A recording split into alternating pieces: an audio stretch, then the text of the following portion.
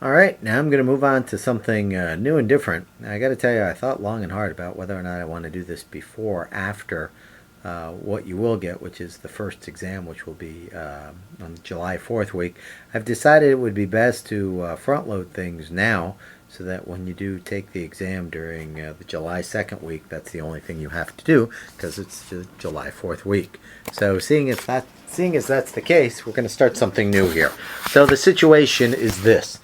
Let's go back to kind of a similar situation here. Let's say I'm doing a study on memory. And let's say that I have a total of 6 people for my memory study. Now, would we ever choose 6 people? No, we wouldn't have enough power to really detect any significant differences. But for teaching and learning, it's the easiest way to go. I have a total of 6 people and I have a new drug. 3 of the people get the drug and 3 of the people don't. And what I've decided to do, if you look at that first visual that I have here for this analysis of variance, I have a visual figure. You need to print out this picture. I've shown you the data of where the people are. So for the people that got no drug, their scores on the memory was 1, 2, and 3 as far as recalling items. For the people who got the drug, the scores were 5, 6, and 7. And so I have a total of 6 people. I have 1 independent variable. That might be the type of condition. 2 levels. Drug and no drug. Now, what kind of statistic could you do on this? Well, hopefully you could say I could do an independent sample t-test. And you would be correct about that. You actually could. But we're going to learn about a more general statistic here that's called an analysis of variance. It's called an ANOVA. I think it's, chapter 12 of your book if you're on version, 9. If you're on version 8, it's chapter 13. It's called an analysis of variance. Do you remember we learned about variance very early on in the semester? And so in an analysis of variance, I've drawn this picture. Can you kind of see things here? Well, the idea is in an analysis of variance, you've got the scores 1, 2, 3, and 5, 6, 7. The question is, what kind of number do you come up with? Well, you come up with what's called an F ratio. F because Fisher founded it, not because students get Fs on the grades for these things all the time. But F for Fisher, you get an F statistic. And if you look at the top of the sheet, it says, well, how do you get the F value?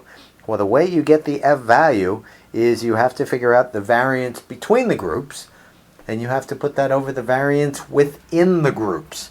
Variance between the groups, the numerator. Do you remember back to the t-test, what the numerator reflected? Do you remember that the numerator reflected the difference between the means? The treatment effect, we called it. It actually reflects the same thing here. The numerator and the variance between groups reflects the treatment. So if you look here in the picture I drew a line between the 2 and the 5. Sorry, the 2 and the 6. The variance between groups, if you want that number to be large, which is what exactly you want to have happen here, then you'll get a big difference between the two means. So that line between the 6 and the 2, the larger that value is, the better off you are. That means the drug group worked very differently than the non-drug group. So we want the variance between group to be large. How about the denominator, the variance within group? Do you remember that from the t-test?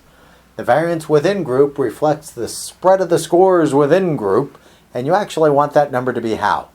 Small. You want that number to be very, very small. That actually reflects the standard error of the mean. So you hope the variance within group is small. Notice how I've reflected that here. Variance within group in the ANOVA is basically how clustered are the scores within each group. So notice for the group that got the no drug, their scores were 1, 2, and 3.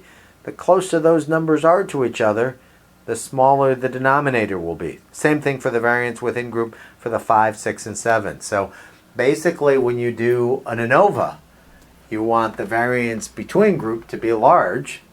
That says the treatment effect worked. You want the variance within group, the spread within each treatment, to be small. If the variance within group is small, then that'll help give you a large F value, which is good. If you get a variance between group that is large, that means you get a good treatment effect, and that is also a good thing. That means you'll have a large F statistic as well. Thanks.